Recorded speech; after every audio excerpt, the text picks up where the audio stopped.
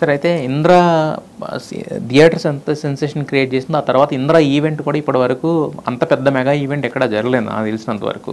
So మరి ఆ ఈవెంట్లో అంతమందిని చూసిన తర్వాత అంటే మళ్ళీ ఎలా అంటే మెగాస్టార్ గారు మళ్ళీ నేను వచ్చాను, నా సింహాసనాన్ని నేను తీసుకున్నాను అన్నట్టు అనిపించింది ఆ ఈవెంట్ చూసిన చాలామందికి, చిరంజీవి ఫ్యాన్స్ కూడా. సో దాని తాలూకు జ్ఞాపకాలు ఏమైనా గుర్తున్నాయా మీకు?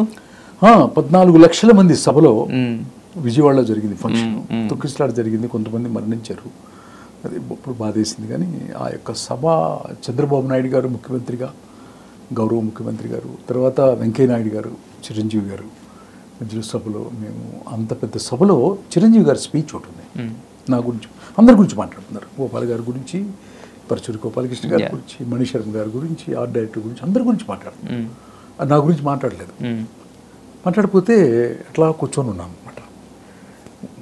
ఇంకా మాట్లాడలేదు. అట్లా అట్లా అట్లా అట్లా అట్లా మాట్లాడుతున్నాడు. ఇప్పుడు స్టార్ట్ చేశాడు. ఈ సినిమా సక్సెస్కి కారణం నేను, దర్శకుడు బి గోపాల్, తీసిన అశ్విని దత్ గారు. ఇంకా స్పీచ్ కావాలంటే మీరు తెప్పించుకొని చూడండి. వీళ్ళందరూ, మణిశర్మ గారు అందరూ ఒక కాటాలో ఇటు పక్క పెడితే ఒక చిన్ని కృష్ణ రాసినటువంటి స్క్రిప్ట్ అండ్ స్క్రీన్ ప్లే ఇటు పక్క పెడితే సో అట్లా బ్యాలెన్స్ అవుతాయి అని చెప్పాడు. దాని దగ్గరకు పిలుచుకున్నాడు. ఇప్పుడు అనమాట. సో అది ఆయన compliment. He know the value. నిన్ను కూడా మీరు చూసారో చూడలేదు, ఇంద్రసేన రెడ్డి. ఇది పెద్ద హిట్కి కారణం, ప్రధానమైన కారణం కథ అని అంటాం. ఆయన ఒక దట్ ఈజ్ ఇప్పుడు కథ సెలెక్ట్ చేసింది కూడా ఆయనే కదా. ఆయన ఎందుకు మెగాస్టార్ అయ్యాడు అంటే మీకు చాలా కారణాలు ఉంటాయి. ఆయన నటన, ఆయన డాన్స్ ఏంటి చెప్పండి. అయితే సార్ దీంట్లో కాశీ ఎపిసోడ్ అనేది చాలా ఒక అంటే అప్పటి వరకు చూడని ఒక కొత్తదనాన్ని ఆవిష్కరించిన ఎపిసోడు.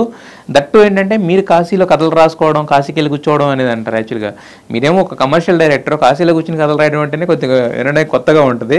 అలాగే కాశీ ఎపిసోడ్ అనేది ఎలా మీకు దీనికి లింకప్ చేయొచ్చు అని చెప్పి ఎలా అనిపించింది మీకు? అది అంటే దేనికైనా లింకప్ పెద్ద చేసుకుంటుంది నాకు పెద్ద కష్టమైన సబ్జెక్టే కాదు. నాకు కావాల్సింది ఏంటంటే ఒక సోల్ ఎక్కడైనా డిస్టర్బ్ అవుతుందా లేదా అనేది అనమాట. దాన్ని కరెక్ట్గా ఉంటే అక్కడ పోట్లాడతాం తప్ప అక్కడ అసలు ఏమీ అసలు మాకు డిస్కషన్ పోట్లాడటం ఏం లేదు. ఎందుకంటే కాశీకి షిఫ్ట్ చేసి కాశీ ఎపిసోడ్ రాయటం వల్ల నిర్మాతకి ఖర్చు పెరుగుద్ది. ఇన్ని వందల మందిని తీసుకెళ్లి, ఇంత యూనిట్ని తీసుకెళ్లి ఒక సెటప్ చేయాలి కదా. హైదరాబాద్ కూడా సెట్ చేశారు, కాశీ సెట్ చేశారు కదా. కాశీ ఇల్లు సెట్, చిరంజీవి గారిది ఆంధ్రాశ్రమం సెట్ అన్ని కూడా ఇక్కడేసింది అన్నపూర్ణలో. ఇంత ఖర్చు పెడతానికి అశ్విని దత్ గారు తప్ప వేరే వాళ్ళు ఎవరు తీలేరండి. అశ్విని దత్ గారు ఇస్ అ రియల్ మేకర్ అని ఆయన అంతే. వెనకాడ్డు, అసలు డబ్బు గురించి వెనకాడ్డు, నో కాంప్రమైజ్ అనమాట. మరి అసలు ఈ కాశీ అనే కాన్సెప్ట్ మీ లైఫ్ లో ఎలా ఇంబిల్డ్ అయింది? నా లైఫ్ లో నాకు చిన్నప్పుడు మా అమ్మ నన్ను కాశీకే కాదు భారతదేశంలో చాలా క్షేత్రాలకు తీసుకెళ్ళింది. నన్ను హిమాలయస్ కూడా తీసుకెళ్ళింది మా అమ్మగారు.